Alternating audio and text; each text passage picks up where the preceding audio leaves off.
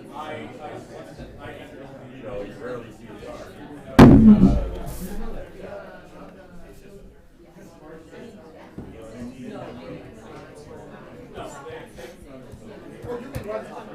Good. How about you? Yeah, you missed a banger last night. It was pretty cool. Oh, at the school? Yeah. Well, I had my special meeting with all of Sam's teachers this morning anyway, so it was like the same thing except not because of the stuff. I cannot believe how nice that school is. I've never been in there. Me too. Old and You know, or like in the dust. we had like textbooks that were so used in like it was like 20, 30 years. And, yeah, they're lucky. Yeah. They have like spin bikes in their gym, like actual spin bikes. The whole thing was nuts. The chorus room where we got the Like speech awkward was conversation like the about nicest chorus room I've ever been in. why you don't have chorus students. What school are you? Pacific Crest for the middle kid. Yeah.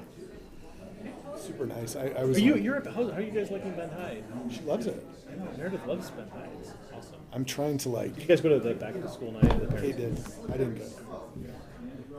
Yeah, she loves it, and I'm just kind of trying to like. I don't want to like force the middle kid to go, but I want to start planting the seeds. Like it would be so much easier if your senior sister could ride her bike with you or drive you. Right.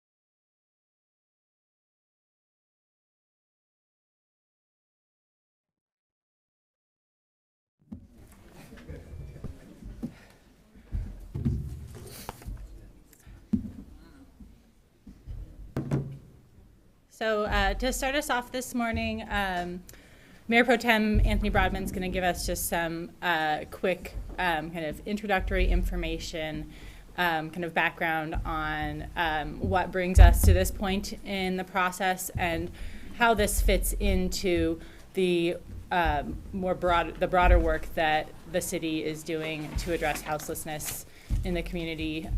So Anthony's going to do those introductions, and then we'll move through the different groups who are here to talk with us today. So thank you all for being here. And Mayor Pro Tem Broadman, you can go ahead and kick us off. Thank you. Thank you, everybody, for coming. This is the second roundtable we've held. It's a new format that City Council is using under some new rule changes. So grateful to all of you for being part of this, what is really a legislative process, and giving the community input that we know we need. For the majority of today's meeting, we'll spend our time hearing your feedback, getting as much input on the code as we can. But in order, like Mayor said, in order to provide some context for where we are in this process, I'll give a quick overview of the city's strategies and investments related to homelessness, as well as how we got to this point in the legislative process regarding this particular code. Then we'll move on to the discussion with you all, which is the most valuable portion of today, and wrap up with what's next for this code development with council. So to help with the framework about our role as city council and the city's role in particular, let's talk about the city's responsibility as a municipality. This graphic, if we can get it up, you'll see it in a moment. It really, we hope, describes some of where we can allocate extremely limited city resources as we address what is really a national, regional, state public health crisis. And today's work, I want to be clear, is not about this entire effort on behalf of the city and the community and their partnerships with the county and other governments. It's really about this small legislative piece of the puzzle, how we will regulate public space. This code will not solve homelessness. It's really an effort to meet our obligation regarding regulation of public space, while making sure that in meeting that obligation, we're not setting ourselves back as a community as we help to get people out of homelessness. The symptom we see of our collective failure as a society, our public health failure, our housing failure, is unsheltered homelessness. So we need to name that, and that societal failure that we see, it doesn't change our obligation to regulate public space safely and compassionately in a way that is fair to everybody in this community, housed and unhoused. So let's talk briefly about what we can and have done. And I would suggest that this council and city staff have pursued each and every solution available to us. I'm confident that staff and council and really this community have utilized every option available to us, and we will continue to pursue every available tool within our fiscal and our legislative power. But first, I'll talk briefly about policy and code changes. An example of this would be passing and implementing the municipal code change regarding safe parking. Also issuing the administrative policy on managing rights-of-ways, and legislating changes to our development code, which earlier this year identified where shelters can be sited in our community. Second, infrastructure and capital investments. Examples of these are our effort to increase shelter capacity and meet our council goal of providing at least 500 shelter beds. Examples of the concrete things we've done on this are the motel acquisitions, Rainbow, Division Street, and we now have the 2nd Street Shelter and Lighthouse Navigation Center. Funding opportunities. We've taken advantage of a unique moment in the city's history to leverage unique funding opportunities, particularly through ARPA. These allow for pass-through funds to nonprofits and the service providers who are professionally trained and are actually doing the work with people experiencing homelessness. Examples of this are the operational funds that we've allocated to the Navigation Center from the state of Oregon, along with ARPA funding for community service providers. In terms of regional partnerships, this council spearheaded and formed the collaborative office with Deschutes County and other cities. We advocated for and received funding for 8 of these projects throughout the state, getting our partners to the table in a central governance structure allows us to engage in innovative structures and programs, and also leverage what I keep referring to, which is an extremely limited financial capacity to go beyond our core services. The city provides funding for shelter space and supports service provider operations. We address camping in the right-of-way. We invest in building more types of housing and more housing. But we need to be very clear about roles in this community, and that is that Deschutes County provides public health and behavioral health services. We're grateful to them for their partnership. Looking at rough numbers on funds through this biennium used by council to support our goals and strategies, we've spent almost $20 million this biennium that will be directed towards shelters and other houselessness initiatives. That includes $13 million of shelter acquisition and renovation, $3.8 million funding shelter operations, $1.7 million funding temporary outdoor shelters, and $500,000 on right-of-way cleanup and other services. These are significant expenditures, especially in the context of limited city financial capacity. Slightly more granular, let's talk about some of these specific initiatives. We started almost 2 years ago with changes to our municipal code to allow for the safe parking program. It's been taken advantage of, not, and I mean that in a positive way. It's been used, not as much as I think this council would hope. We made some significant investments in infrastructure and capital projects, using state and federal funding to purchase several properties. Building on this concept of a continuum of housing options, we've contracted with Central Oregon Villages to complete phase 1 for a temporary outdoor shelter, which will create 20 individual temporary shelters. We also undertook the shelter code amendment within our development code, which provided the option for various types of shelters to be built in zoning districts, and also to give clarity to the community about where those shelters can be located in our city. This now leads us to the important work of creating clarity for our community about how and where camping can occur. The takeaway here that I want to impart to you is that as we close in on the end of this biennium, the city's approached this public health problem from every side. This legislative effort today and ongoing as we continue to look at this draft code and amend it is a small part of a multifaceted approach. It is one aspect of the work, and it's grounded in our obligation to regulate city property. We need more clarity for our entire community. At the last open house, we had some great questions, great input. One of the best was, why are you doing this now when we know we don't have shelter capacity in this community? There's still a lack of shelter beds. Why now? The answer is that this is not a standalone project. As I hope you can tell from the description of what the city's done, what our partners have done, what you have done in this community, it's part of a larger work. We need to create shelter space. We need to support partners who are actually providing the services. We also need to regulate public space. Our entire community, sheltered, unsheltered, housing secure, housing insecure, needs clarity on regulations and policies that talk about and make clear to everybody what the rules are about where people can and cannot camp. This code, if it works successfully, will provide clarity for all. What we have right now is a patchwork of administrative policies to address certain situations, dangerous situations.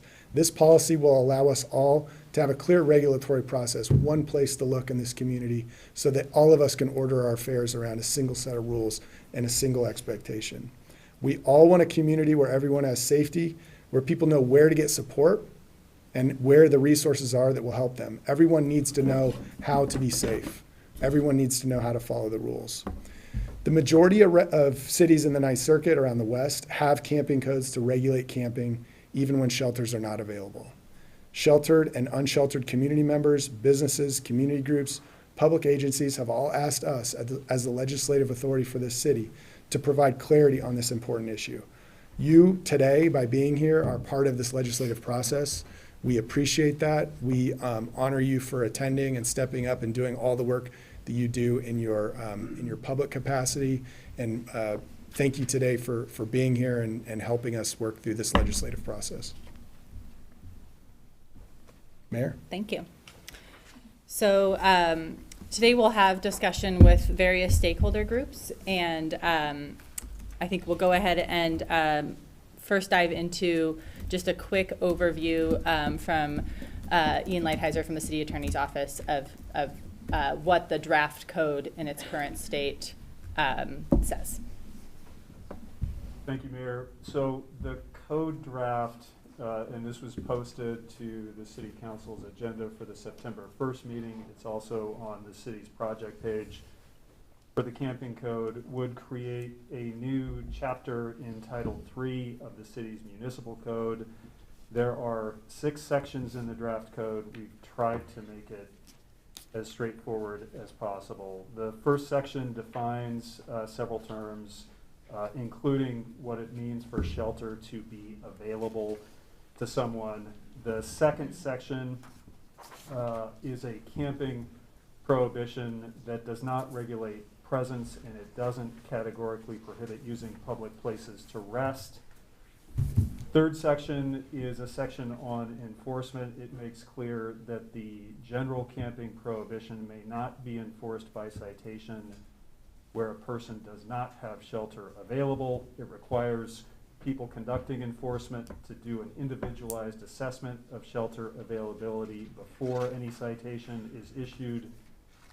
And it has a section specifying that enforcement needs to be tailored to various circumstances, including but not limited to things like somebody's disability, the involvement or presence of minor children, employment obligations that someone may have, and other factors that can influence somebody's ability to comply with the rules that are in the code. So that is built into the enforcement protocol. Then there's a section on time, place, and manner regulations, and what these are intended to do is to set rules for where, when, and how somebody can use public places in the city for sleeping or shelter when they do not have other shelter available. There's a separate section on vehicles that relies in large part on the existing parking regulations that already tell us where and for how long a vehicle can be legally parked.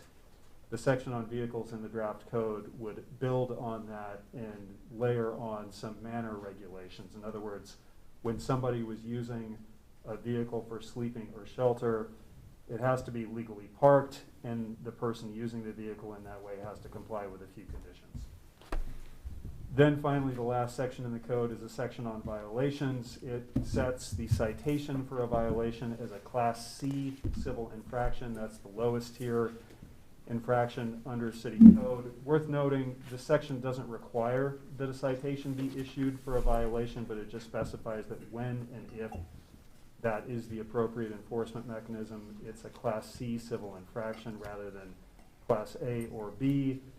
There is also a provision in the violations section regarding removal of established campsites, and what that essentially does is build in elements of state law regarding process and some substantive elements that have to be included and considered whenever a public entity is removing a campsite from public property. So those elements of state law that already exist and have been existed for years would be built into the code.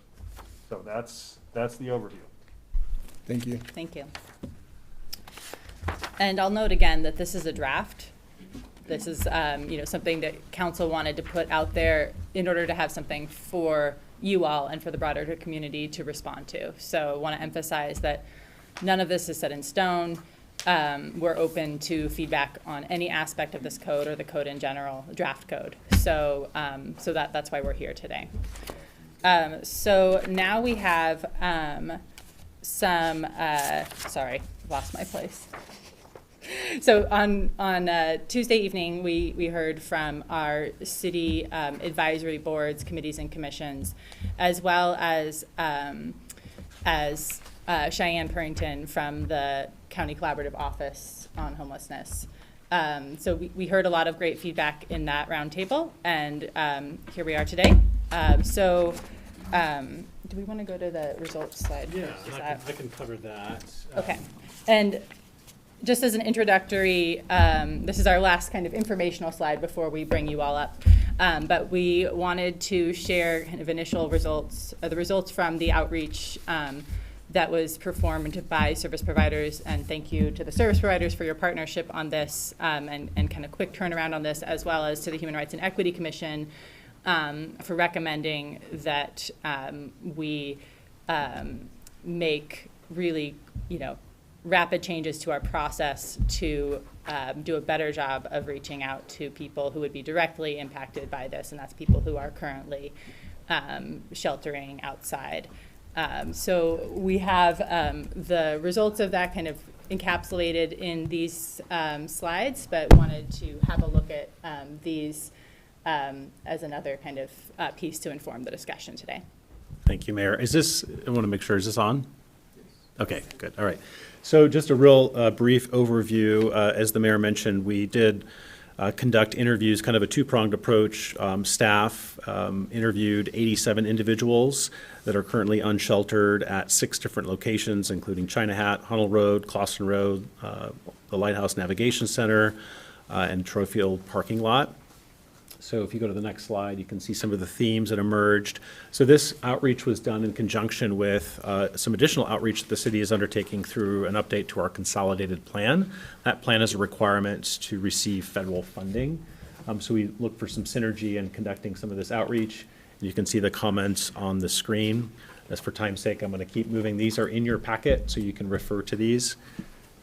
We also asked service providers, as the mayor mentioned, to conduct outreach. There were 20, you can see more sort of themes too in the resources needed. So we have it under categories of general comments and then support resources that are needed. The council was specific and kind of assisted by the Human Rights and Equity Commission to make sure that we are asking questions to help us in this process. Some of those questions were directed specifically at the code. Other questions were more about what resources and support systems are needed. So you can see the results of those there. And then, as I mentioned, those surveys that providers helped us with, there were 27, I believe, and we had specific questions around time, place, and manner. Again, I want to respect time and get folks here, so what we can do is refer to this as we have groups up, and you can see some of the feedback specifically on the code on time, place, and manner, as well as vehicle camping.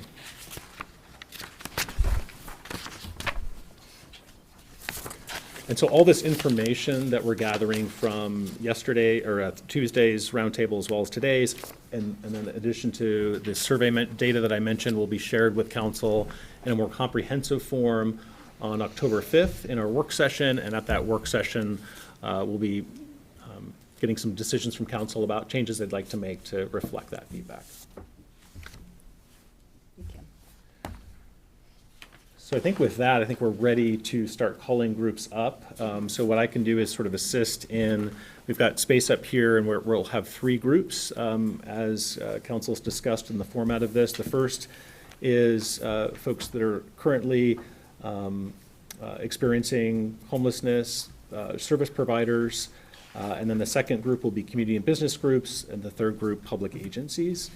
So for this first group, just calling up Linda Long, the Homeless Leadership Coalition, Bethlehem Inn, Central Oregon Veterans Outreach, Central Oregon Villages, Deschutes County Homeless Outreach, Shepherd's House or Project Share, Reach, Family Kitchen, Mosaic Medical, and The Loft. Do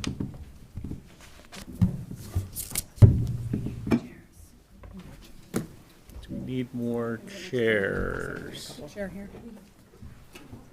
Somebody wants to pull up. I talk loud.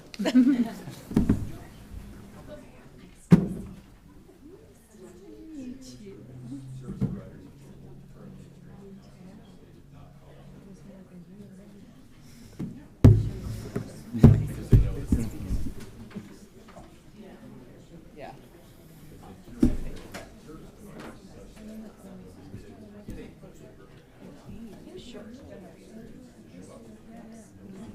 We want to do that.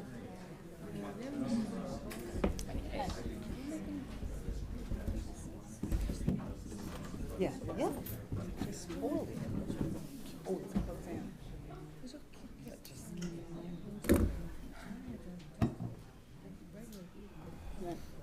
Hey, Barb, your thing doesn't have 2 sides for some reason, your little name tag.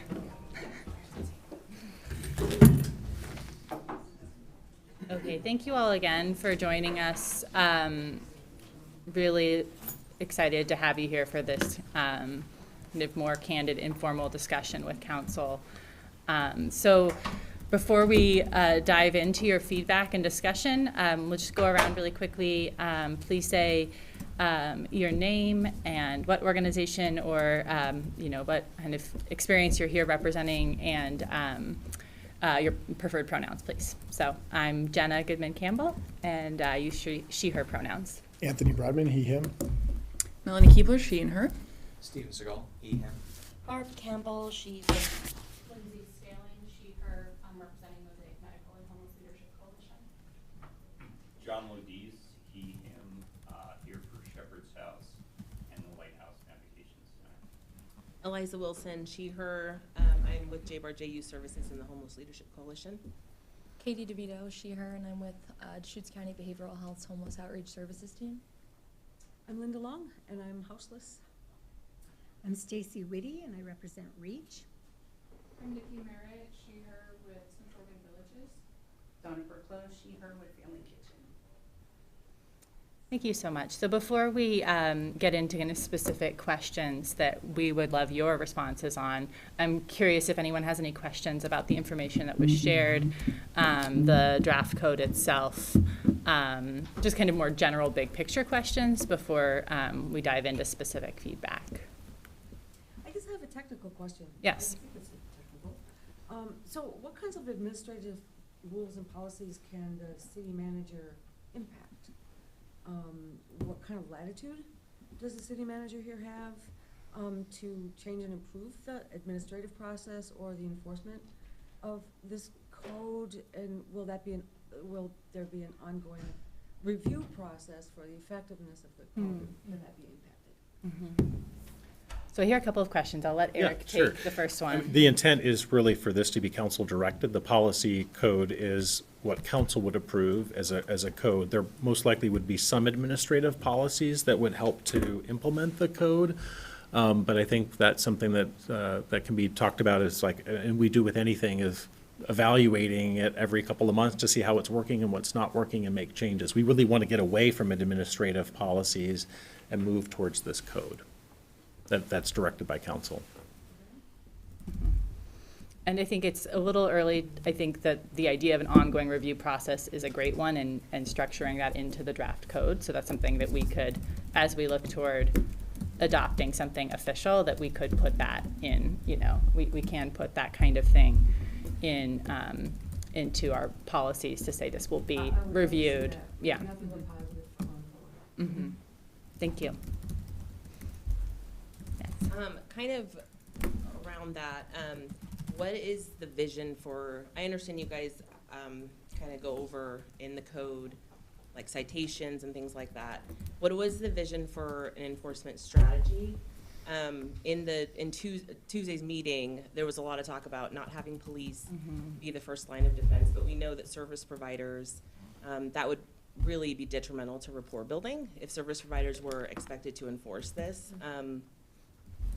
I guess, and then also around reviewing to just ensure, because it sounds like citations would kind of be up to the decision of the person enforcing, that how would we ensure that implicit bias is not happening when we're allowing a person to decide who they give a citation to? I think those are really important questions that we haven't fully answered, to be perfectly honest. But I think there was a general kind of agreement on Tuesday that while we need some sort of kind of ultimate backstop of like, we're, without any sort of kind of way to kind of have consequences for rules that are not followed, there's no way to really, like, what's the point of having rules in place? At the same time, we think we all recognize that a citation, especially with somebody without the financial means to pay that citation, is not going to have the the impact we want, which is kind of everybody following these common expectations.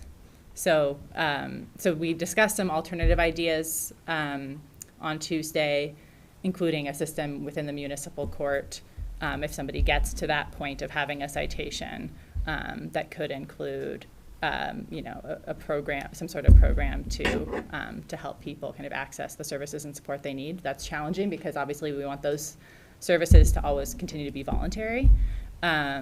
but we're really open to unique ideas from others, from you all, about how we could look at, kind of alternatives to a citation. So that's kind of my not fully satisfying answer. I don't know if other counselors have anything they'd like to add. I would say, my vision is not that someone who is providing services and trying to connect someone with services on a regular basis, as you all do, it is not their responsibility to enforce this code, because I think that your point is very well taken, that a lot of this is building trust and rapport. You cannot also be the person that's saying, here's the rules and here's the consequences, and I'm going to be the one telling you to move. So I think that is very well taken, and I think that for me, that's not the vision, that we would need to find another way. Agreed. Mm-hmm. Not that I think citations are best practice. Oh, no, yeah. Okay. And neither is it our vision or intention that law enforcement would be enforcing. I mean, we do have a code enforcement department at the city, but I don't think that would really be appropriate in the situation either. So the discussion around enforcement, we've all been really eager to engage in that, because obviously it's such an important piece of this whole discussion. And at the same time, when we don't have anything besides a draft code, we haven't adopted anything yet. And so it's a little bit cart before the horse to fully talk about how we're going to enforce something that we don't even have, fully kind of fleshed out yet. So I think folks in the back are having trouble hearing maybe some of you all. So if you can project, if not, we can also repeat the question. we have we can also just move when you're Mic's talking, kind of closer. move the microphone close to you. Thank you. I have a question about the advantage of adding a code when there is already an administrative policy, and I hear often about the absence of land particularly owned by the city, as well as the patchwork of neighboring landowners, and even our neighboring municipalities, right? So say the city of Bend does move forward, are we then pushing this regional challenge around? And so I can see the desire for clarity, and I can see the concern from community members, particularly those that are housed, to better understand what we can and cannot do as we address this social issue. But I really wonder if it is in service to solutions-focused thinking to develop more consequences for something that we've created as a society together. And how will we weigh that, or how will council weigh that in the work session? The value add of a code and clarity against the social nature, the necessity of partnership, and the patchwork of land ownership, et cetera, that deprioritizes where people can safely be, which is ultimately where we all want to go, is getting people safely where they feel best served to have stability. You've made so many important points. I just must. I must. I mean, so, one thing that's often not talked about is the unintended consequences. And those are hard to write into a legal code. Very difficult, right? But if we consider the idea that there's equal and opposite reactions in every circumstance, especially social, which pretty much covers all circumstances, then, for example, a lot of people up there, me included, and China Hat, are scared to death what's going to happen with all the people that have to move at 8 or some random number in the evening, and don't get to go back to where they were until the next morning. That requires an enormous amount of energy. Most people living outside don't have any extra of. Not to mention just the entire array of logistics that you would have to pay attention to and actually perform every day. There's a 48-hour day already. So, it's going to do things like having that kind of role, and as you mentioned, setting this up as you don't follow the rule, we're going to punish you sort of framework. Then, I can imagine people in getting fairly competitive about sites. And that's already happening in other communities. And it's happening here, except you know, the reality of living up in China, for example, is a lot of that happens behind the trees. Because there's a lot of people, a lot of people out there. So, but a lot of far back, we know that some of us know how to, you know, avoid everything else. So, some of those points that you made are just so critically important. You can't lay down a law or a rule or a regulation that just people can't physically perform. You can't do it. It's physically. So it has to be like doable. Little things like, which is not a little thing, requiring somebody to live in a 12 by 12 space. You know, it's okay when there's 4 walls and a door, but with visual boundaries is a natural human trait, right? And so, you know, 12 feet becomes 24 when you have to work out of most of that time, and you don't have time to. So, you know, site design and administration becomes, and creative solutions to common problems becomes really the most critical, should be in the top of these, everything. Because if we had those options, those solutions, those innovations, citations wouldn't be necessary. Thank you. Thank you. One thing I'll go ahead and add is I feel strongly that a code is important, but I feel like we're doing this the reverse way. I think the primary goal would to be create safe places where people feel like they have dignity, and then we're going to eliminate some of those challenges.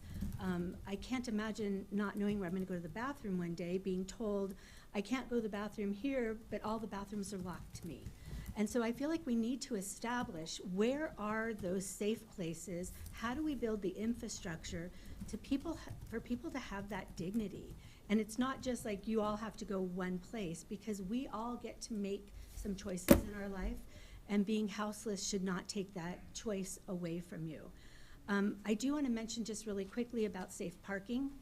The safe parking program is going really well. It is a really strong program.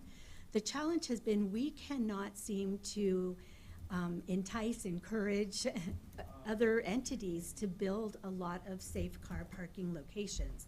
And that's been our biggest challenge, is finding those locations.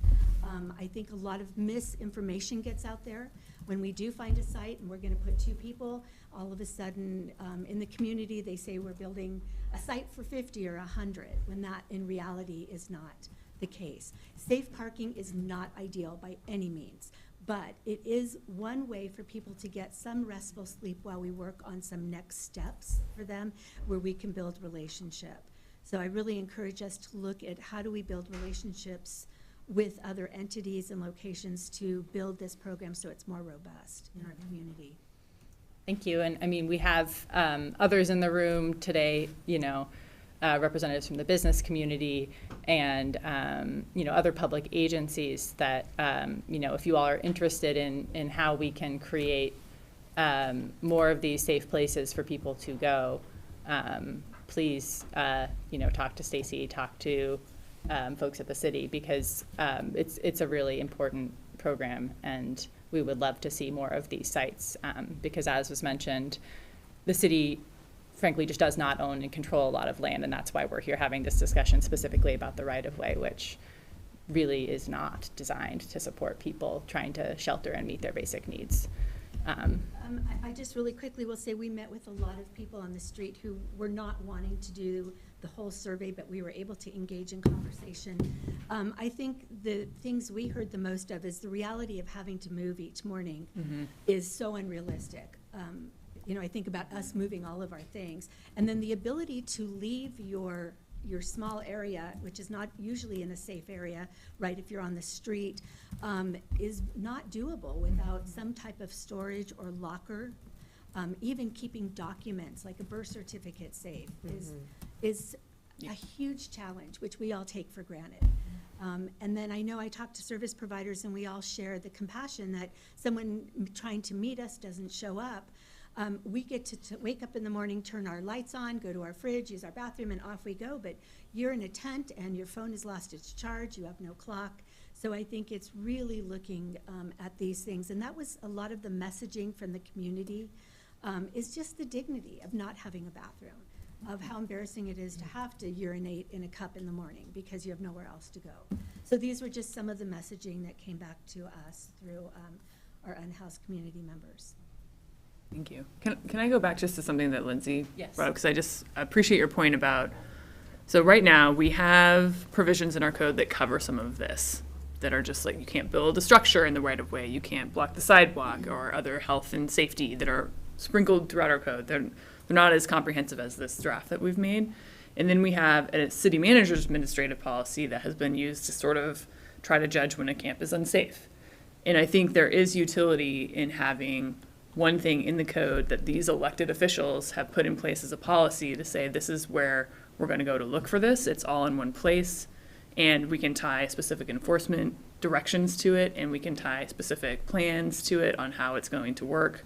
And it's not under a city manager's purview of a sort of this funky administrative policy that could change and maybe not have to have council approve. So I think there's some utility in kind of moving it into the code. Not to say that any of your other points were not well taken, but I just wanted to kind of put that out there, that I think that's part of this process, is making it an official policy that then can be judged, can be worked on, can be enforced in a certain way, can be revised, in our code. And that we as policymakers are the ones leading this conversation and trying to make those tough decisions. So I really appreciate that, because I would agree that if we center fairness, justice, and if we can craft something that addresses the social context, I would feel better about that. However, it is a difficult conversation to have when we know those other solutions aren't present, and I know the roundtable on Tuesday night addressed that quite comprehensively. I also understand that you all are elected officials, and your perceptions of how we address this issue may vary from people who get elected in the future, and enshrining something that has some of these values of understanding the social context and developing solutions feels important. If political perspectives do change, so I do see utility there as well.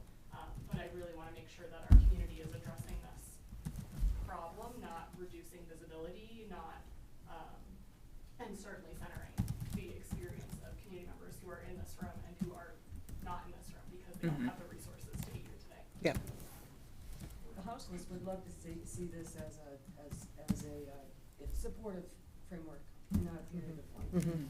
And this one feels, I've talked to a few of my neighbors and my friends and loved ones, and really it's not there yet. It needs to be more on the side of supporting us to move forward in our lives, and not change perception and change lifestyles in a positive way than one that is going to just punish if you don't. Linda, do you have any ideas about what could be more of a supportive framework? Any thoughts or? So, for example, getting it actually written into the code, what are the actual options? I'm not pulling out my rig. I'm not leaving where I am until I know where I'm going. Yeah. Because otherwise I'm just wandering. That creates more of a mess, and it's not happy for me, and it's not happy for anyone else. So, yeah, written right into the code. And written right into the code that there would be multiple layers of a variety of types of people to respond and reach out to the homeless. And not only are the houseless, and not only just including them, but including us too. So, everything from a social call, if you're a carpenter, everything's a nail, right? We need a variety of, village people to be there, right? Because that way you come up with the innovative solutions that fit the actual problem on the ground. Yeah. So, no one recognizes more than the houseless the need for regulation. That for real.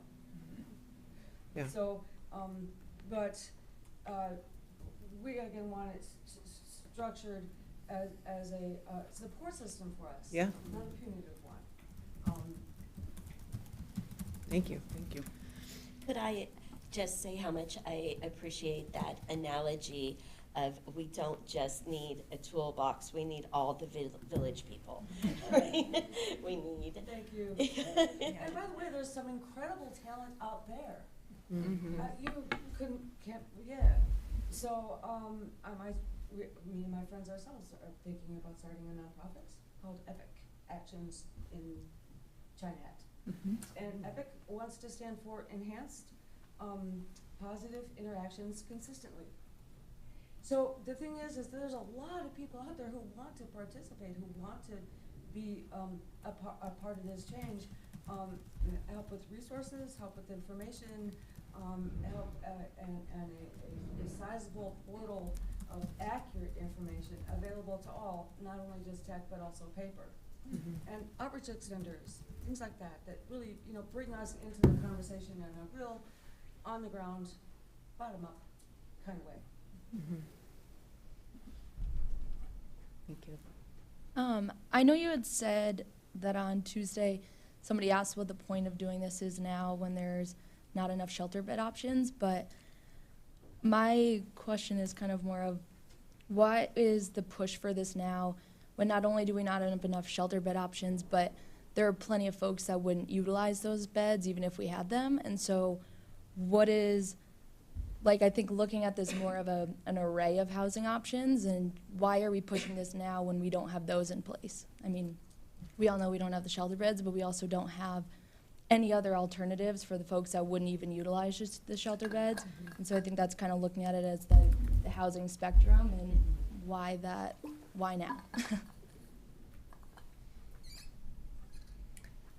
I could take a stab at it unless anyone else would like to.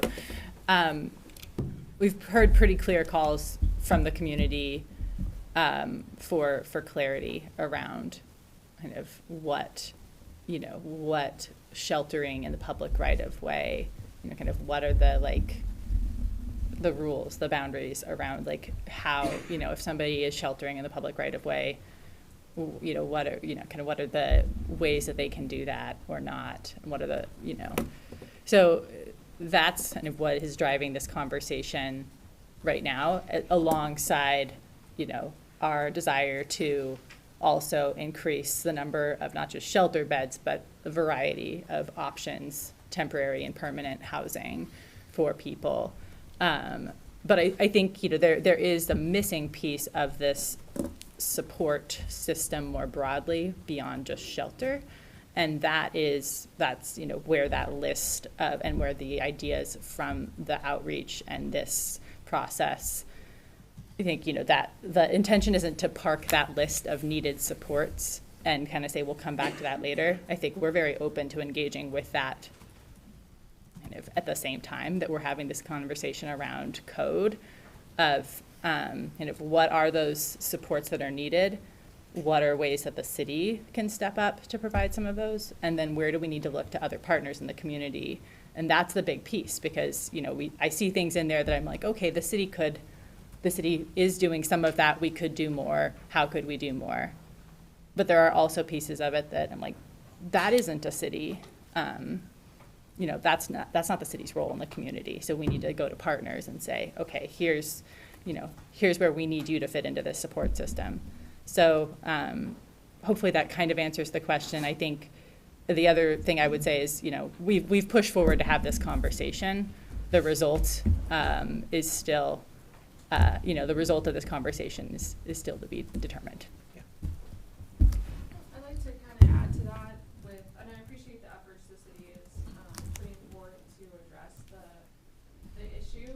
But I think, and I'm not a business person or a resident that's impacted by the camping situation, but my feeling is that if I'm a business or a resident or someone that's on the streets, and this code, I don't think this is going to really satisfy any of those people, the businesses, the residents in the neighborhoods, or folks that are on the streets. as it's written right now, it seems like it's a code that won't be enforced. It can't be enforced. We're not even sure who's going to enforce it. And then the stipulations are really, it's a high bar to ask these folks to move out daily.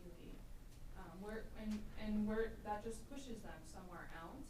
That's going to be another issue to another community, part of the community. So my concern is that it's an effort, but it seems like it's an effort that's just being pushed forward without having it to be a real answer to the problem. And the problem's just still going to be there. If you can really get folks to move off the sidewalk at 8 a.m., they're just going to move somewhere else for the day, and that business is going to be impacted, or that neighbor is going to be impacted. And that person their stress level is already 110%. And so the stress of moving back and forth 2 times a day, it's really it's an ask that they can't do. And even with service providers coming in and helping them do that daily, those are hours that we don't have, and there's a staff that we don't have to help them move back and forth every day. It just seems really unattainable. Thank you. Yeah, on the general topic of having it be a cooperative process, I think input from campers on 2 issues are really important. One is safety and one is goals. And I think getting information from people who are camping about what makes a camp safe for them, I think that's really critical, and it touches on a lot of things. It could be size of camp, it could be space between camps, in other words, density. It could be what are their neighbors bringing into their camps that make them feel unsafe. That can often be, and that's an area where you're going to hear campers say that they want enforcement. Sometimes I often hear a lot of frustration about things neighboring campers are doing that makes them feel really unsafe, but they can't get a response to it. The other input, I think, on goals, really important when our houseless population is setting up camps. What are their goals? What's the purpose of this camp? Are they right now in their mindset, are they existing day to day and just trying to hang on? Do they really have goals to move on to somewhere different? Are they looking to relocate to a different area? Getting that information is going to really connect us to these folks in a really important way, so that the whole community, not just the folks camping, but everybody else has a sense of, what is this for? Why are these camps here? They're not just, people who are trying to be where other people don't want them. There's a reason why they're here, and they have goals, and we need to know more about that. I think a sense of purpose is really important, but I don't think that we can expect people to always identify that until they have a safe, stable environment and a good night's sleep, which is rare and few and far between. So I think we have to make sure that we're addressing this in small steps that are attainable and set people up for success. I know when we go in and start talking to people, we're not going to start off by saying, so, what are your goals? And I know John knows that as well. They work towards this relational model. But right now, we're talking about the most basic of needs out there on the street.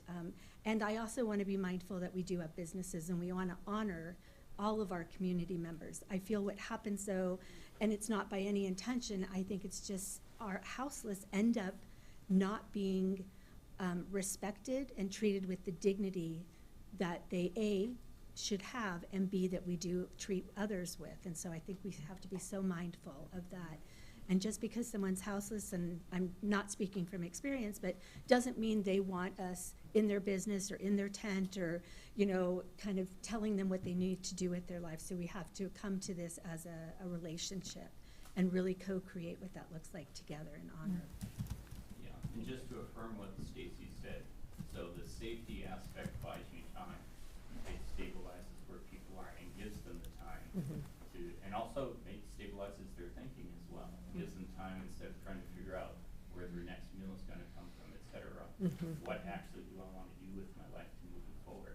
But it does take, as Stacy said, it can take 1 to 2 years for some folks, maybe longer. You just can't tell until you're there working with them. Thank you. This is all really helpful, and I want to just move us with the, I mean, I don't know that we have a lot of time remaining with this group, but I want to also just move us quickly into a little bit more specific, because I'm hearing that safety then is kind of a gap here in this, not kind of, it is a gap.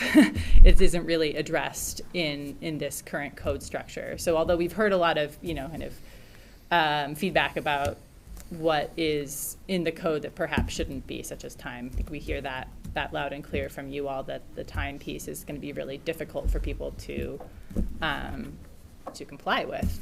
That doesn't necessarily come as a surprise to us, but it's still important. It's really important feedback for us to hear. So I'm curious, kind of to dig into a little bit that aspect of, of safety. If there are things in the current time, place, and manner draft that are important for safety, kind of want to flag those. If there are gaps of where we should say, hey, you know what, there should be something in here about, what people can or can't, bring into their camp area, or other gaps that you see that are not, in this. Because I'm going back to Linda's comment about that, that there is a desire for some regulation. And I want to make sure we're understanding, time, place, and manner is what the city can legally regulate. So that's the where, when, and how people are sheltering. But there could be other things that we're not thinking of, just because that's the framework we're looking at it through. I think maybe it's about the way of thinking. So the way of thinking over the last 2.5 years for me has changed, because I just happened to land in Portland on April 2nd, right at the beginning of the pandemic in Portland. A month later, the riots, blah, blah, I became instantly homeless. So it's been a brand new experience for me. And the way I have thought about things has changed. So all of those myriad, lots of freaking details in a day that you gotta deal with in order to keep your rigs livable, right? Is basically falls into 3 buckets for me. And every day I fill up those 3 buckets. And if I get 2 filled up in a day, it's a pretty good day, right? And that is lights, location, and livability. All that stuff, when you get up in the morning, you don't even think about it. You just go through the tasks in your day, right? But, I have to be able to provide every day anew, all the things that it's going to take for me to get to my other goals, which like bettering my situation, for example, right? So lights, location, and livability. There's going to be bigger categories that you can think about this with, and I would suggest, instead of like a broader way, like what's the word I'm looking for? Like an administrative approach. Think, a day-to-day tasking kind of approach, and fit, and just imagine for a moment what that kind of day would be like. Campers, my friends, loved ones, they can't get back into camp until late at night sometimes. They're out helping people, are out and still doing what they need to be doing. It's just, you can't regulate all those needs all the time when you're constantly responding to them. So I would suggest perhaps a different way of thinking in terms of an approach. Make sense? Thank you. Thank you. To that end, I appreciated the definition of available in the code. It was expansive and recognized individual needs and barriers, and it is important to consider that this is an individual experience. There are as many perspectives within the community of folks that are going to be directly impacted by this, and their needs, abilities, capacities, and resources are varied. As far as time, place, and manner, I share much of the feedback that you saw from the surveyed folks, and also what you're hearing from this panel around it being impractical to ask folks to move and reducing stability, or then they're being asked to kind of shift energy from whatever they were doing to get by to just move and comply, and that doesn't seem in service to individuals' self-actualization of whatever those goals need to be, and there are very few welcoming spaces for people to go during the day. The other thing I'd say is that the vehicle section really reflects someone with resources. And I think we see a lot of campers without the resources to have their vehicles in the situation that they would need to be today. so if that is an expectation, then we would need to supplement that with resources to replace, repair, improve, register, et cetera, because we see a lot of vehicles that don't meet the criteria for this code, and that we don't, as nonprofits, have endless cash loads to replace things, and that would be a necessity. That's what's coming to mind for me to answer your question. I think one other thing about safety really quickly is safety doesn't always mean from one unhoused community member to another. And I think sometimes we start to think that it's the unsafe from each other. It's also the safety from our housed community. I have had things thrown at me while I was in the street by housed community members, you know, with remarks I wouldn't even repeat. And so I think we want to make sure that we just kind of tease that out as we're discussing. Well, this. some of the feedback here was, you know, other people who come through the camp being hit by a vehicle, right? So yes, absolutely.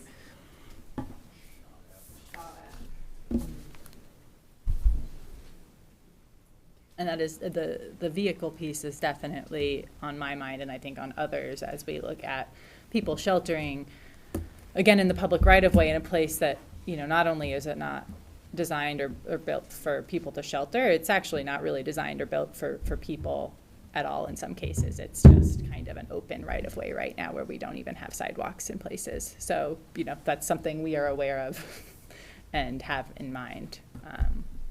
So thank you for bringing that up. I think if we were able to identify places where people could shelter, that would be a good step. I know you guys know that. I agree. Yes. I think it'd be helpful for everyone. Yeah. Yeah. And you know, to about the time, I do have lived experience of homelessness. It was a long time ago when I was a youth and experienced homelessness for 15 years. And when I've read that, and when we surveyed our youth that we work with, that was a huge concern, because people need to be able to shelter from the elements during the day. When it's cold outside, at night, people can't sleep in the same way that we can sleep when we're inside. And when I was homeless, I was also in school. And so if I had to pick, and alone, and if I had to pick up my belongings and take it to school with me, or people have to take it to work with them. I mean, there's families who are living outside. They have their belongings that they are trying to keep safe. How can we expect people to do that? How can we keep people safe? We talk about safety, but that's also safety in their mental health, their physical health. And there's not always a place for people to shelter from elements. Sometimes that is their tent. And we really, truly like having people move their area. I mean, they have less stability that way. People have to be able to have time. I mean, when you are experiencing homelessness, as she talked about, I mean, this was my experience, but your thought is, how am I going to eat today? Where am I going to get water from? It takes all day to do those things. So if they also have to move all of their belongings, that's just, it's not going to work. I have a comment that's not necessarily specifically about safety, but it's sort of speaking the unspoken here. If you write a code and you'll need to be okay with what the flip side of that code is, which I'm sure you're all aware of, but I feel like it needs to be spoken out loud. Whatever the code is written, there's going to be the other side, which is this is okay, right? You can camp here. It's just going to be written in anyway. Okay? So unless you're going to be comfortable with what that is, I'm not sure you're ready to write the code. You know what I mean? I really appreciate you saying that, you know, because I'm going to say straight up, thank you for your permission, that, you know, what's going to happen if this gets written anywhere close to where it is now, without the support aspect, without writing into it a structural ladder for us to improve availability of actual sites, places, make places where we can be safely and legally, then, you know what? They're all going to come out to China Hat. Yeah. Everybody's going to come out to China Hat. And wow, then talk about unregulated space. I mean, it's already like 1931 Kansas. So, I mean, just because of the drought by itself. you know, it's dry, it's dangerous. It, there's lots of places to be out there. And so, wow, yeah, we're actually really afraid of escalations in China that not even we can control. And 99% of the people out there, in my view, I don't speak for everybody or anybody, just me, but what I see is that no one wants to see vigilante groups form, or at least people I know.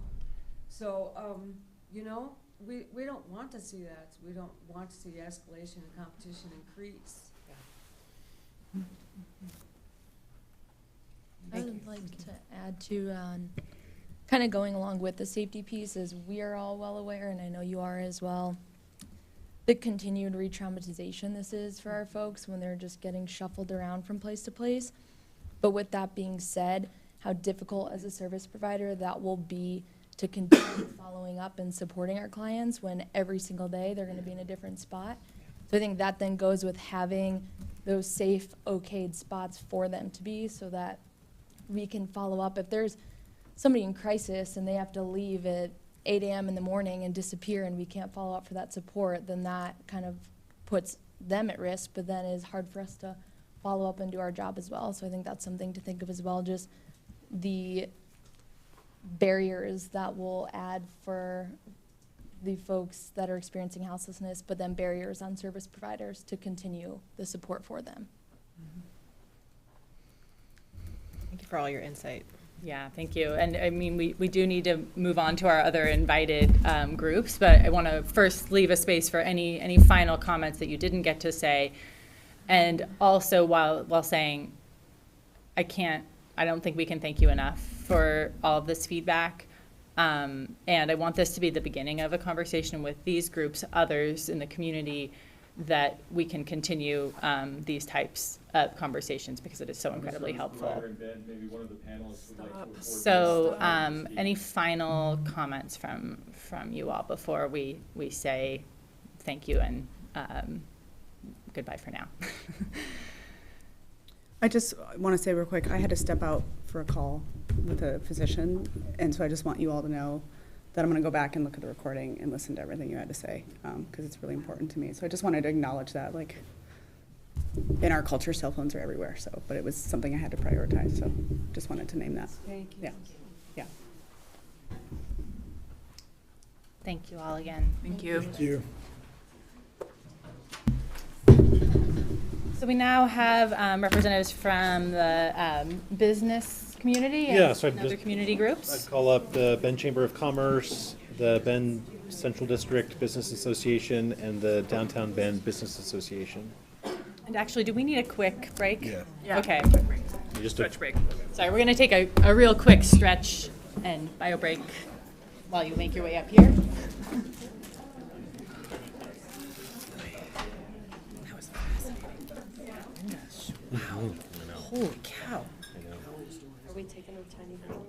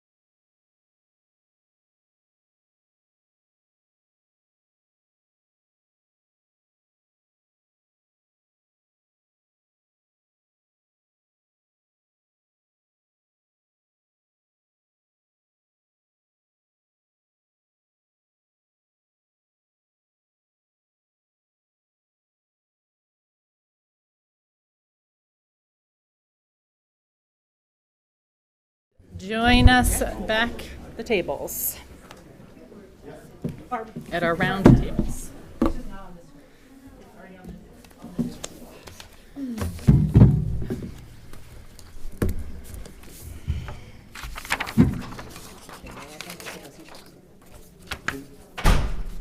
The Bend Central District Business Association as well. I think Daniel, Come on up, if you want Daniel. to, yeah.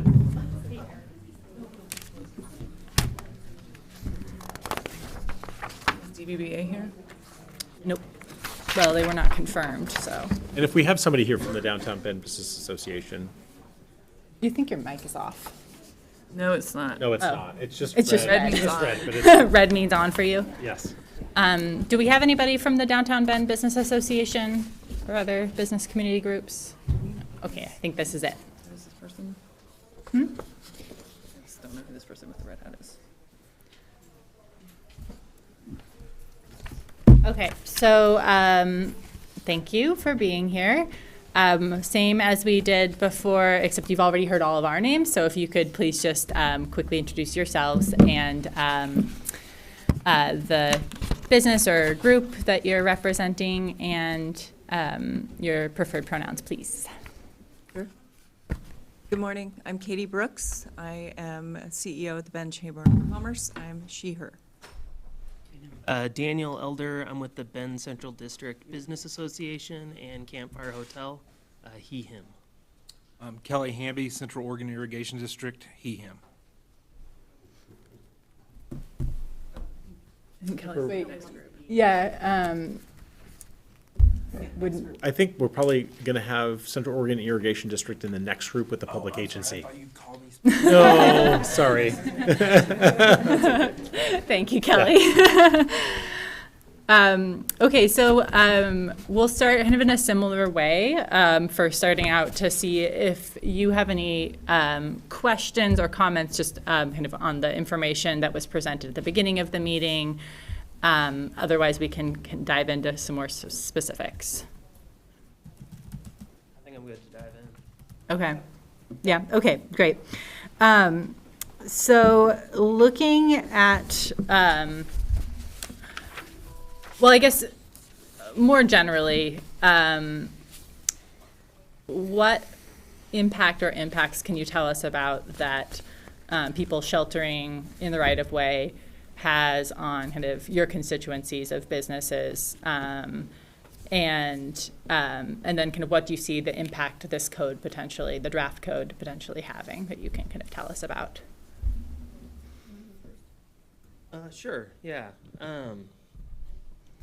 Thanks for having me first off. This is really great to be here. It was really informative to hear that first group and just a lot of perspective. It's important, I think, because there's a lot of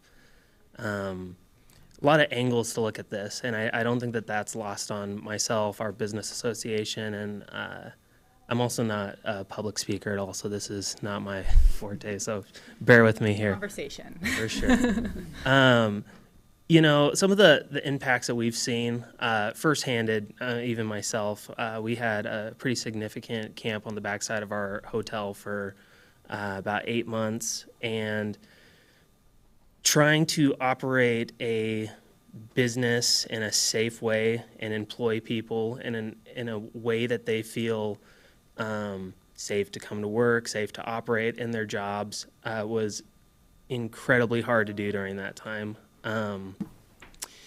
And we have ownership that has come from Portland and had quite a bit of hands-on experience with houselessness out there, and a big heart for houselessness. And so for us, it's kind of this fine dance of how do we operate our business where guests are coming in and not feeling safe, employees are coming in, not feeling safe, constantly dealing with just the challenges that come with the camp existing like that, and also being a human and being compassionate and empathetic, and finding that line has been challenging, especially as a now away from Campfire and more as a business association representing roughly 80 businesses in that district. I sent an email to a handful of you just a couple of weeks ago, just with the amount of feedback we're getting from these businesses who don't know what to do. And they're frustrated because I think that they also really want to see these people off of the street, and they really want to see resources for them. And I think we're moving in the right direction. I really do. And I see the efforts that the city is taking. I think we need to do more, and I think we all know that. And it's not an easy thing to do, I don't think. So I don't envy trying to find where that line exists. But we have businesses that are looking at moving their locations, having to lock front doors. We have to hire security to oversee our properties, and our district's looking at security too. And it's hard because I was really fortunate to get to hear that first part of the meeting, just to hear some of the other side. And it's hard because it breaks my heart hearing that. And so it's tough because we take in all of that feedback, and they're looking to us as a business association to really help them. And it feels like outside of communicating to you, our hands feel tied too. And it's frustrating because, myself too, I employ houseless people. I employ minorities, and I want them to be able to come to work, make a living for themselves. And it is really hard to do that in these conditions. So that's some of the feedback we've been getting. Thank you. Mm-hmm. And just a quick follow-up, because we've heard the word safety used in multiple contexts in the meeting, and I want to clarify. I hope everyone in this room kind of recognizes that people who are houseless are not, by definition, unsafe people to have. Of course, this is I think it's really important that we all just acknowledge that. And there are some really unsafe behaviors that can and do occur, both, of course, among people who are unhoused as well as a lot of people who are housed. And so I just wanted to first kind of make that point, but also follow up, if you could just briefly kind of talk about some of the most problematic or unsafe behaviors, and also kind of differentiate between there are behaviors that can make someone feel unsafe, verbal harassment, versus actually, I think really focusing in on what are those things that are really making people physically unsafe. Absolutely. An example would be we have a regular person who is in the area, comes onto our property often. I'll speak for the campfire at this point. And obviously has some mental health challenges, and I know his name, I speak to him often, and one time in particular, he was very upset and walked right across 3rd Street to come onto our property, caused an accident, continued to come onto our property, caused a huge scene of screaming and yelling and crying, and you try to talk to him and he wasn't responsive, and that is not behavior people are used to seeing. And so when you are paying to stay at a place and you see something like that happening on property, it automatically will make you feel very, very uncomfortable and want to leave. And that's what we have seen as a business a lot, especially when we had the camp directly on the backside of our property, is you see behavior like that, and that's not normal behavior that you would expect to see at a hotel, a grocery store, a park, things like that. I've had similar situations where people come onto property and start digging through our recycling or our garbage looking for cans, and we approach them and ask them to leave. And I've had 2 employees get physically assaulted by people who we are just asking to leave. I cannot speak for every single interaction that happens, but I know for myself, I approach people with respect. I approach them like I would any other person. And when you get that kind of combative, aggressive behavior, it's scary because it's like I'm not out to get anyone as a business owner. I'm literally trying to run a business safely, and I'm trying to provide for a community. And I think when you look at tourism, dollars that come in, it's goes back into this community. And we are in a district where I think we talk about housing being a challenge in Bend. We have a district that has the potential of having so much housing put into this area that I think could potentially help some of this problem. Other things would be just drug use and people who are intoxicated. And I've seen fights breaking out on 2nd Street. We've seen altercations and yelling between, different campers. And again, it's uncomfortable behavior that makes people feel unsettled. And I would agree too that probably makes some of the campers feel uncomfortable when they hear their neighbors yelling at each other, having altercations. And I know by talking to them, not all of the campers on 2nd Street before and currently are people who are actively using drugs or causing issues or harming anybody. They're literally trying to get by. And that's, again, something that's not lost on our district. But finding that balance, I think, has been very challenging for us. Thanks. Katie, I want to give you a chance to. Well, I think that what you're hearing is what I hear quite often. And I don't really have, the Chamber of Commerce is no longer downtown. We moved a year ago, has nothing to do with this issue. But I hear about these types of altercations from our members and from businesses. And frankly, when my phone rings, from visitors and patrons. So very, very similar stories. I'll tell you, it's just hard. And there is no way I can sit here and tell you what is the right thing to do and the wrong thing to do. There are folks who know this situation, what these humans and our neighbors are going through, and I wouldn't pretend to even have a clue of having expertise in this area. That is not why I'm here. I'm here to say that some solution has to be found to really thank you all for trying to tackle something that's so complex, so very human, and also has economic impacts too. And those things just don't hang out together a lot, right? It's very hard.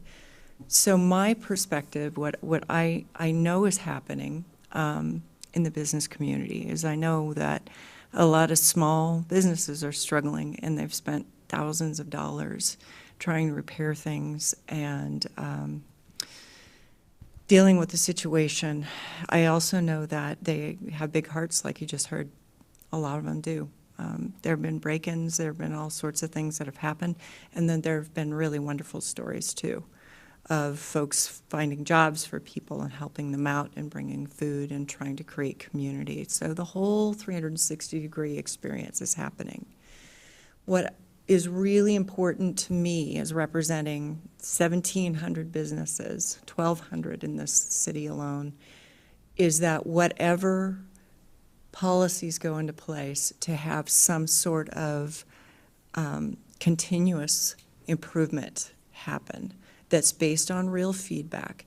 How well are these policies working for those who are unhoused, for the business district, for those who need particular types of services to help them out of their situations and to be safer or housed or receive mental health care or food or whatever it is they need. What are the metrics that we're going to be using over time so we don't pass this policy and 5 years from now we're all sitting here and doing the same thing over again because what we employed did not work for folks. So that is my feedback, is what does that actually look like, and how can we improve it over time and watch improvements for these folks that need services and homes and safe places to stay, and the businesses who are trying to thrive at the same time. And I also encourage you to continue to work with the county. I know that everybody was shoved into a room with the money that we got from the last legislative session in a good way and said, here's the money, go figure out how to work together, because this is an issue, from my perspective, that obviously has no boundaries, and how important it is that you folks have reached out to the county and vice versa to really have a coordinated effort. I've heard you made a hire for somebody to head that up, and that's a really good one, and I'm anxious to see how well that goes. And I see that as inextricably linked to how well we monitor the success of this for all parties moving forward. On the specifics, are there any gaps that you see in this draft of things that aren't in there that you thought would be or you think ought to be? Or are there any specific aspects of the draft that you think are especially important? Yeah, I think I have a couple. The first one that comes to mind, and I think I've shared this with this group, is I think the Rainbow Motel's 500-foot radius. I think all shelters should be given that 1,000-foot radius, but that only fixes that area, and I need to be cautious of how I phrase this. I think what's happening right now is the 500-foot radius is now put a camp in a very specific area in the Bend Central District, and I think if you expand that to 1,000 feet, it only pushes the camp to that 1,000 feet. So I don't know that that's necessarily the solution. The thing that I would like to see in this code, though, more importantly than just the shelters, is I think recycling centers specifically need to have that. We've seen it in the Bend Central District for a long time now, not just this last year, but several years prior, that it seems to be a destination that attracts people to want to camp, and I think it's due to having a recycling center nearby. And I think if you move the bottle drop specifically somewhere else, I think that those campers follow that. Right, because it's a So I source think of that income that's for something them, that right? we want, that should be put into this, and it shouldn't, I don't know that the bottle drop should be named specifically in this. I think it should be, a recycling collective center. And then I'd echo what we heard in the first group, where there's a lot of no's in this policy, and I think we need to start, what are the yeses, and how do we, because if you told me that I had to move tomorrow, but you said I didn't know, you didn't give me any goal on where I needed to go, the kind of resources I'd have to help me move, I'd be in a pinch. And we've got to find out what is that yes, and I don't know what it is, and I think that's why we're here talking. But I think without the yes, it's really hard to have all the no's that we have right now. That's really well put, and that's what I was going to say is just the enforcement. At 8 o'clock in the morning, what is that actually going to look like, and how are we enforcing that, and what can we do to provide some stability while you're enacting this policy, and that goes back to the continuous improvement point that I was making earlier, is what are we going to learn as people have to go through these transitions, and what services did we not think of? I don't know what they are. Here's your wheelbarrow for the day. Here's the place where you go. This is where you charge your phone. I don't know what those answers are, but that is the piece that worries me a lot, is having these folks, what happens? What does that actually look like? And how do we help that transition for the people who have to go through it, and to achieve what we're trying to do here at the same time? That's a tough one. Thank you. Any other specific aspects of the code that you want to comment on, or general comments? Are we going to get a system for our law enforcement and service providers to have access to know when there is an available bed, so when they are dealing with someone in need, they actually know where they can send them to, they know where they cannot send them to?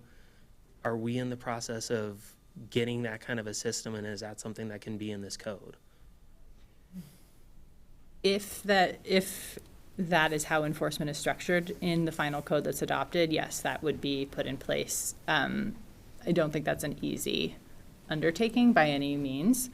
And so, you know, the definition of available was noted earlier, that's really important. If that is the direction that this code, that we take, is to have that, and to somehow avoid bias, which is also going to be very difficult. So I guess my answer to your question is yes, if. And I think it's key to just that this would be an individualized assessment, because not just because there's a shelter bed open at 2nd Street, does that mean that person right outside your hotel is a fit for that shelter?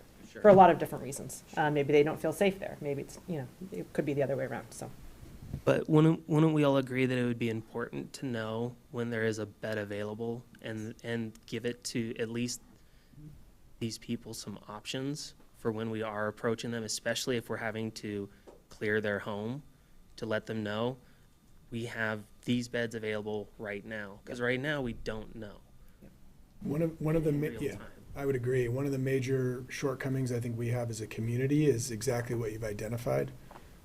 My expectation is that the collaborative office will turn to the need for data and individualized data in this community, because right now it's not flowing in a workable manner. So that's my hope and expectation. It's why we worked so hard to get that collaborative office stood up. Right. And ideally, you know, again, we have a complete lack as a community of a variety of options. You know, we may have, on any given night, we may have, you know, a couple of beds available, you know, at the 2nd Street shelter, but we don't have other options to offer people, and it's definitely an important piece that we need to work on.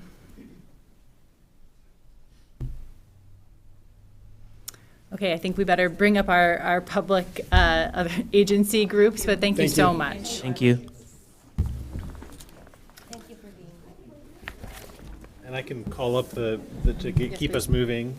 So the public agencies that were invited include the Collaborative Office on Houselessness, Deschutes County, Bend Park and Recreation District, Bend LaPine School District, Deschutes County Library, the Bureau of Land Management, Oregon Department of Transportation, U.S. Forest Service, Oregon State Parks, Central Oregon Irrigation District, and Central Oregon Intergovernmental Council.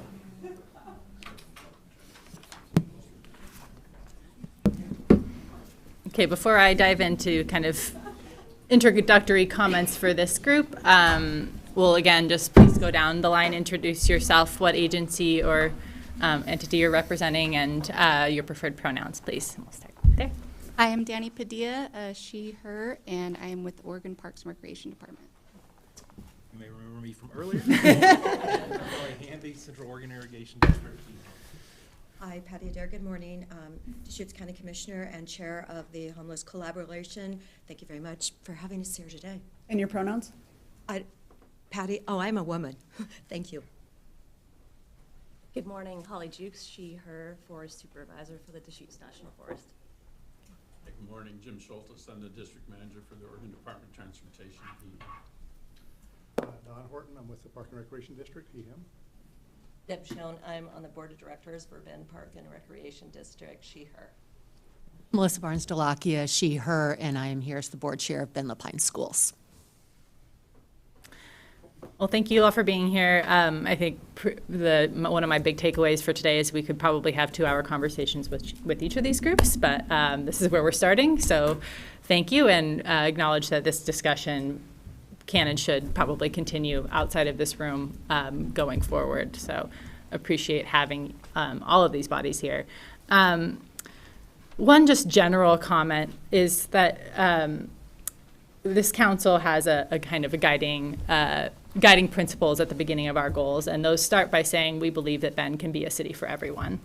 And I think all of you sitting here would agree that the public facilities that you manage are also for everyone, that they are, there's no human in this community who would not be welcome in the facilities that you manage. Although, for an irrigation district that might look a little different, it's, but it's still, we manage the public space, and that's a really important responsibility. And so as we, look through those items where people need support, I'd ask you just to continue to kind of consider those and think about how your respective agencies can or do provide some of that support, or could do more, and might fit into, as we start to look at potentially, a kind of a broader list of supports of where you might fit into that.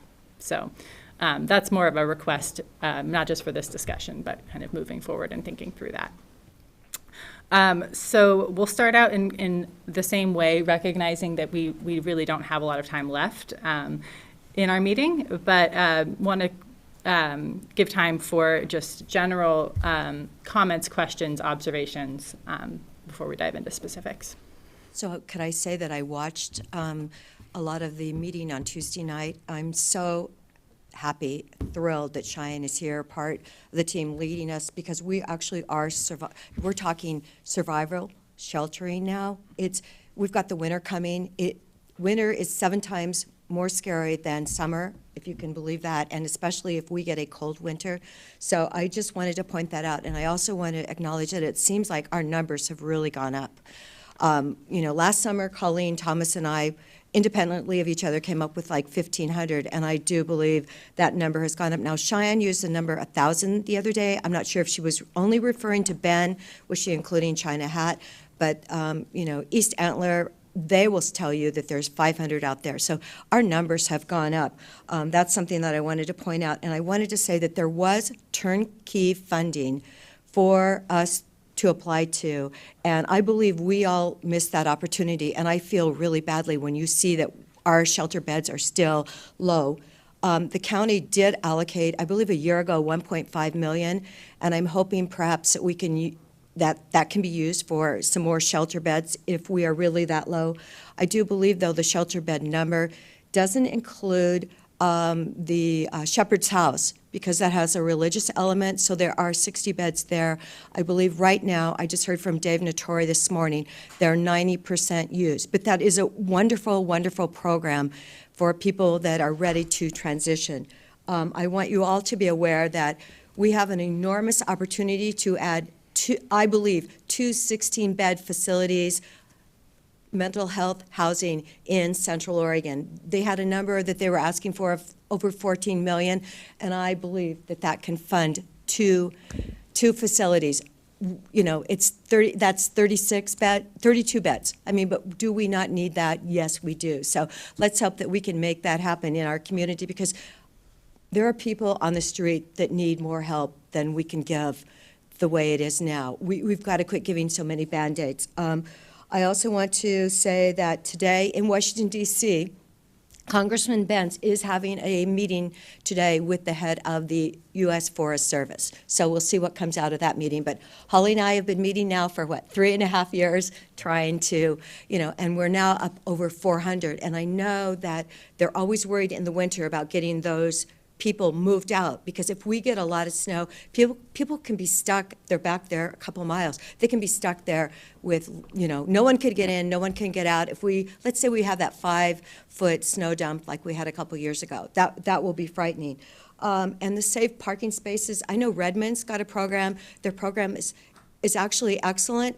They're having problems too, expanding on it, but they have insurance. They have a couple behavioral health employees that are working with that program, and if Rick Russell is running that, and if the Bend people can coordinate with the Redmond people, I think that would be really to everyone's advantage. Hey, Patty, I'm just going to stop you really quickly. It's my last thing. Just to make sure that others have a chance to speak. It's the last thing I wanted to say. I just had my 7 points Okay. that I really felt were important. And I don't know if you guys listened to the governor's debate the other day, but both Senator Johnson and Representative Grayson said they wanted to get 110 needs to go. That's the one that decriminalized all the drugs. And looking at how much our homeless numbers have gone up, I really feel that you need to watch their conversations. I'm done. Sorry. Okay. But thank you for giving me the opportunity. Thanks for having the meeting today. Yeah. And so for everybody else, really thinking about focusing in on the, the draft code, obviously we could have a pretty wide-ranging discussion today and for several hours. So, I just want to just clarify one thing really quick. We did apply for Project Turnkey. We bought the Division Street Oh, shelter. no, but there was another grant So application. I just want to make sure that that's on the record. But yeah. No, there was another one that we missed, that we didn't apply for. I don't know what you're talking about. But I just want to make sure that one, that we do make sure that that's clear. Okay. not sure we would have been eligible for another one so quickly. Yeah. Who's got feedback? You want to maybe go down the line, or? If people don't have general questions or feedback, I can kind of ask some more specific questions. So obviously all of our public spaces are interrelated, but I'm curious about your thoughts on how this code and enforcement of this draft code, if it were passed in its form or current form or similar, would affect kind of your current policies or protocols related to either day or overnight use of the public spaces that you manage, if you have kind of thoughts or feedback on that. I can probably go first with the Department of Transportation. One thing I would like to kind of put forth first, the first panel, those advocacy groups are our best allies. We really need to work with them, and they're a great help. For us, it's not going to change too much of what we currently do. When we look at impacts to our facility or what we need to do to mitigate it, it's more driven off of a safety program. I mean, it really is. As you alluded to, Mayor, high-speed highways are not conducive to people, especially that are residing alongside of it. So there are areas we can, take a look at, and we don't really enforce too heavily. But for the most part, that's what we look at. The other thing that, and we're working currently with the city, looking at some of our land that is excess that we can, move to you guys to utilize. And one thing I would say, the other thing too, I would emphasize that when we look at locating where we put, maybe a facility that's going to support, a controlled facility or whatever terminology used, that it's close to amenities that they really need and a safe access that gets them there. And how do they do that? I spent Wednesday night out on the Parkway on a person that was struck.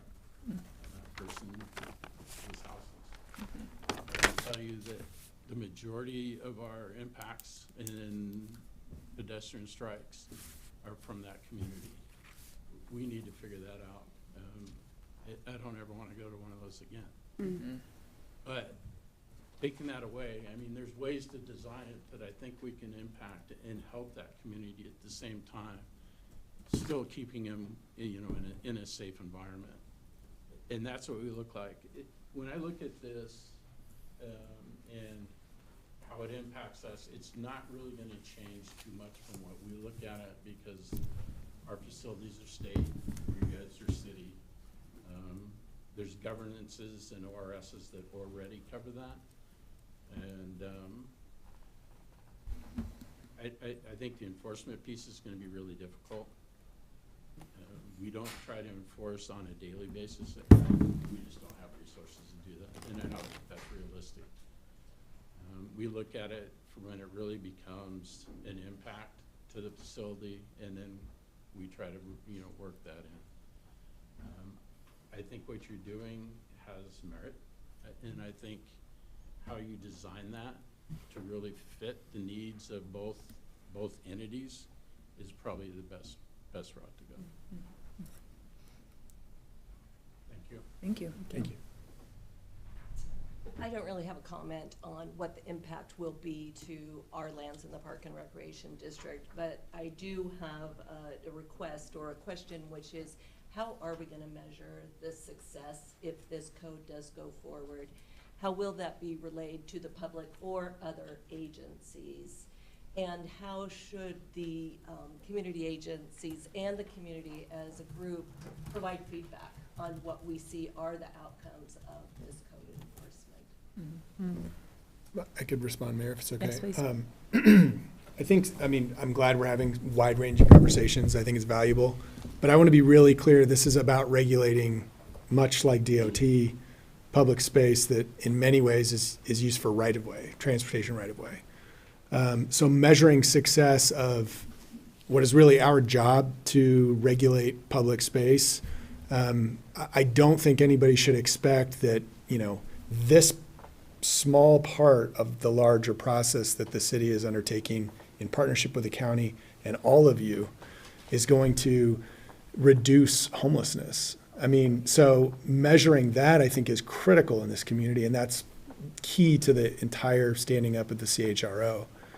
Measuring success with this very narrow legislative action, in my mind, is we're doing our job to legislate and regulate public space that in a way belongs to all of us, including the people who are sheltering for survival. I also, in the last panel, we heard about some pretty, people who are not feeling comfortable because of safety issues. Those safety issues are not going to go away because we regulate public space. But I do feel like it's our job to regulate property that we have oversight over, and I think it was the job of the last council who didn't do it, and the council before that. And when you have an obligation as a government to regulate space that belongs to everybody, and you continue to put your blinders on, this is what you get. And that's why we are where we are right now. And I know that this is a struggle for all of your agencies and organizations, so I know that I'm preaching to people who are working through this also, but that's the way I see it. I would just add that, instead of saying measure success, I would talk about keeping track of impacts.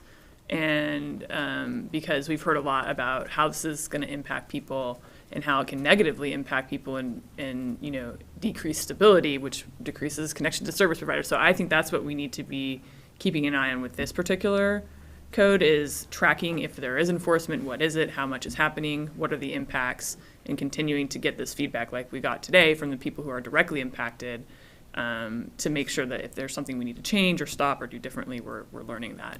So I wouldn't call it measuring success, more of just measuring the impact and adjusting as needed in the future. But I think that's important for us to do.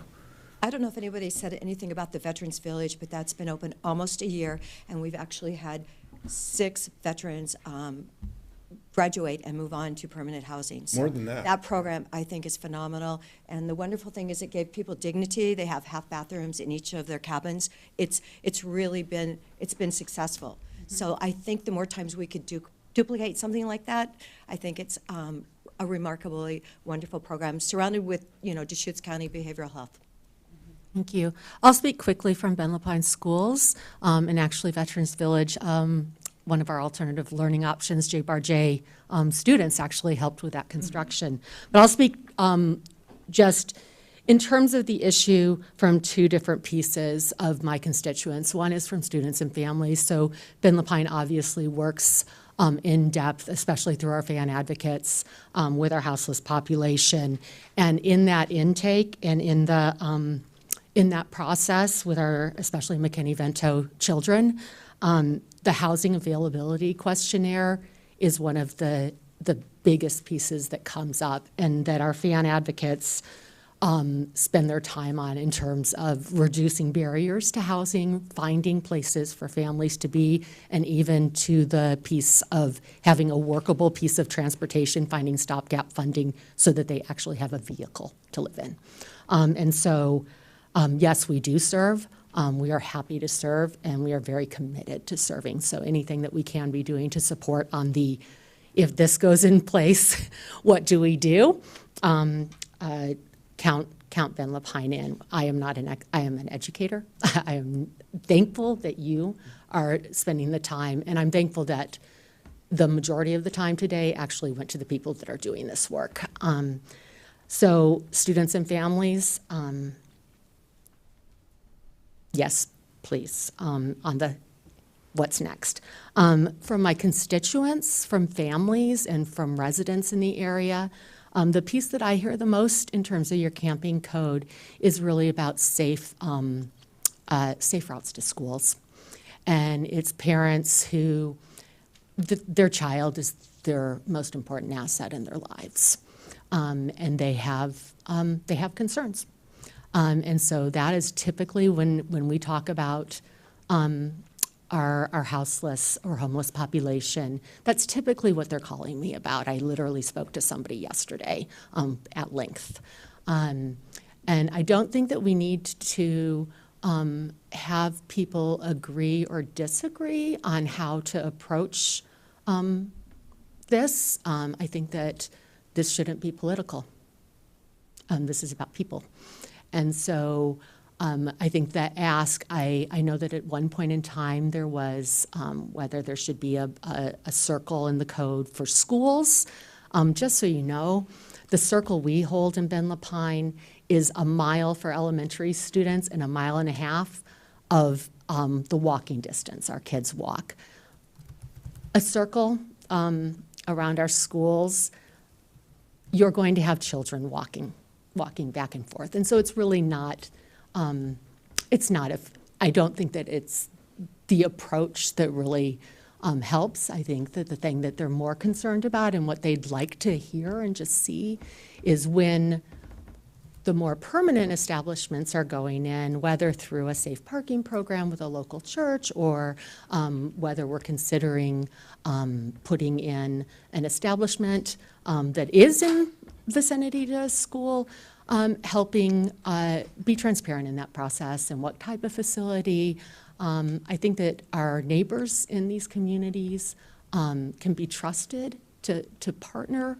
But I think that oftentimes reactions come from a lack of understanding and a lack of information. So I just ask that we engage our communities when we're considering those pieces. And thank you again for all of your work on this. Can I just clarify really quick, because you talked about the Sure. circle, I just want, for anyone listening, you're talking about within 1 mile or 1.5 miles, there's no bus service, and kids are expected to walk. Yes. So drawing a 500-foot circle, that's not really doing The children are, and Yeah.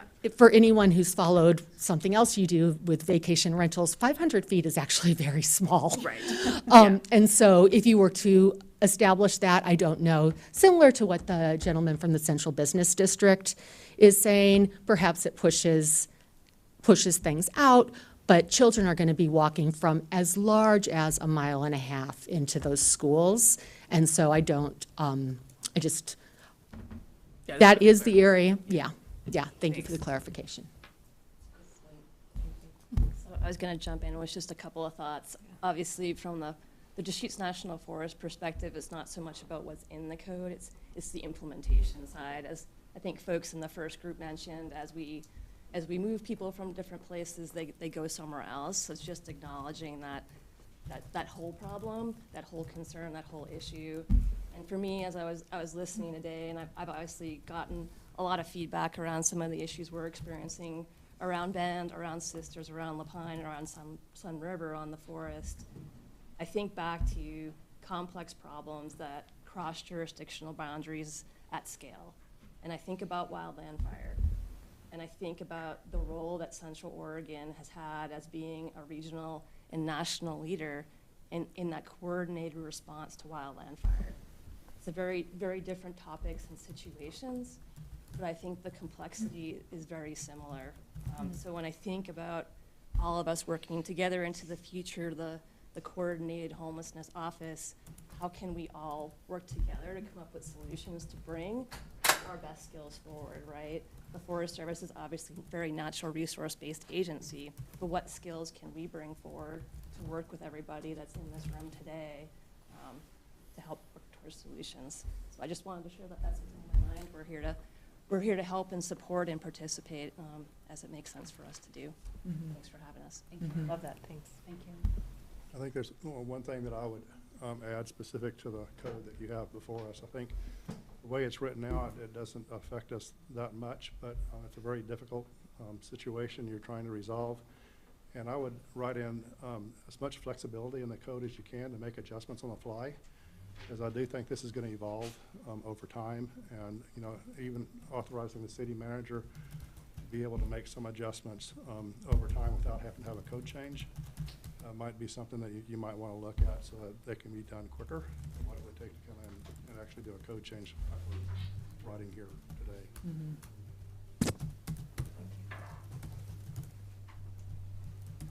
I just wanted to echo some of the similar thoughts. Just like ODOT, it wouldn't change a whole lot of what we're already doing in Oregon State Parks.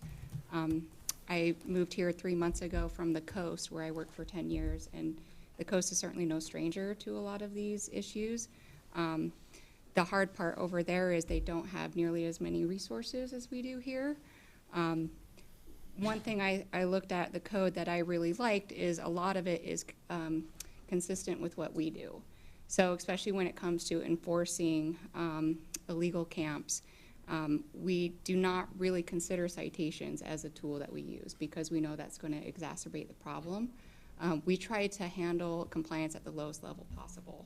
And so even though we are not a social service agency, we do try to give options to folks, whether that's social services in the community to explore, other camping opportunities.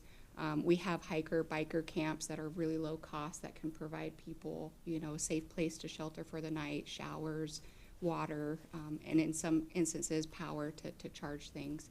And so giving those options is really one of the best tools that we have when we're making those contacts.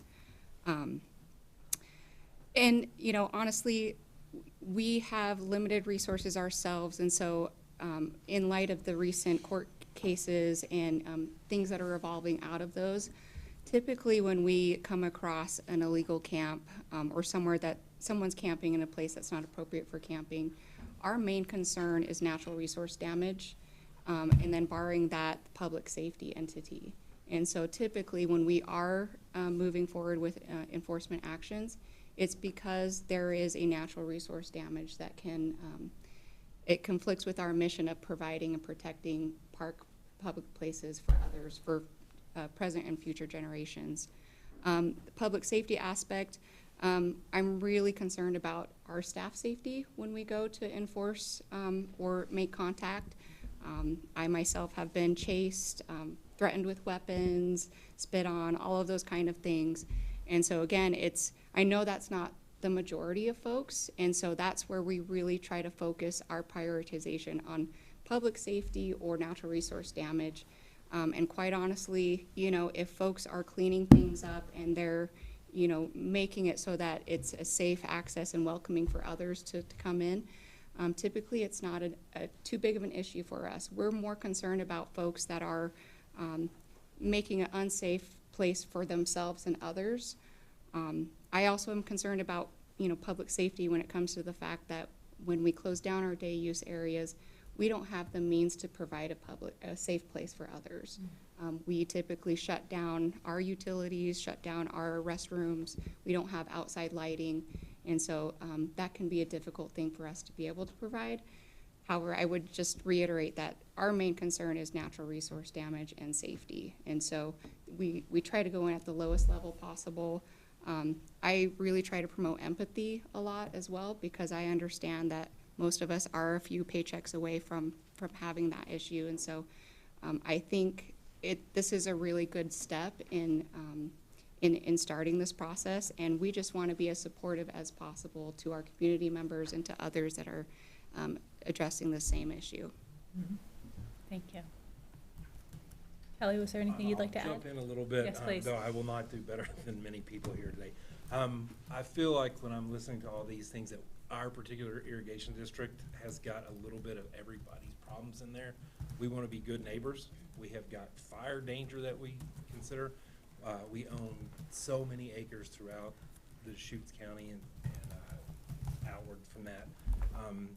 I think for me, what I'm hoping is that we can get some guidance. Right now, we essentially follow ODOT's plan.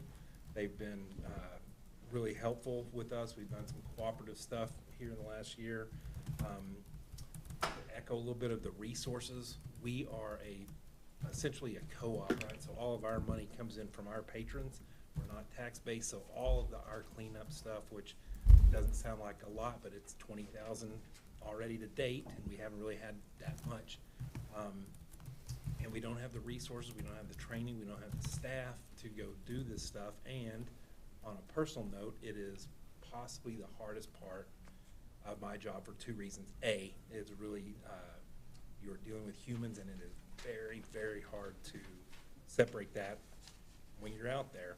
On the other hand, it is very dirty work to get all this stuff cleaned up, and it's not much fun. Unfortunately, I don't know what we can do to help the process other than be good neighbors, and whatever it is decided, we will back that. And again, we are sort of eviction as a last resort, but occasionally we get enough pressure outside that is what we do. So. And I want to thank everybody for participating in this, because this is a very difficult problem to solve. Yeah, yeah, and thank you for noting the you know, you're up here with the public agencies, but as essentially a co-op, you are, you know, and not tax funded, different entity.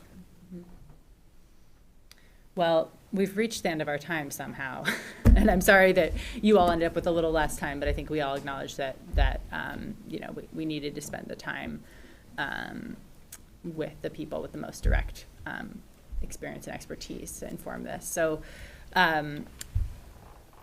if folks have another minute, I mean, I appreciated kind of the comments about how you see kind of the collaboration working forward. If anyone has any final comments that they'd like to make about kind of more immediate opportunities, ways you'd like to continue to be involved in this discussion, please air those now, otherwise we'll just wrap up. We can still submit comments to the record, right? Yes. So actually, can we bring up Sure. the just the final kind of last next steps slide. So obviously we have a lot to digest. We're going to begin working through kind of digesting all of this information and processing all of this information and what it means for the draft code as a body during our October 5th work session. So that's next Wednesday. And I believe we have it on the schedule for 5 to 6. Is that correct? Correct. It's almost the entirety of our work session, but because of another session we have, it will be an hour long. So that's the beginning. We'll also have this topic on our work session agendas for October and November meetings. And then if we decide to move forward with public hearings on a code that we have under our consideration, that would be happening in late October or potentially November. That's the schedule that we have kind of before us to consider this. So you can always email us, council@bendoregon.gov, or come speak to us at council meetings. A lot of us also have individual phone numbers. I have, you know, my number posted on the website. Folks are welcome to call or text. And then we also have our camping code website, bendoregon.gov/camping-code, that has more kind of background information if folks are interested. So again, just final thank you to everybody for coming and engaging with us in this way, and for all of the feedback you provided. I think I speak for the entire council when I say that you've given us a lot to think about, and that we really will, but we are listening, and you will see what you have, the feedback that you have given us reflected in the result, I believe. Would any other counselors like to make final comments? Thank you. Thank you. Yeah, thank you so much. Yeah. Thank you.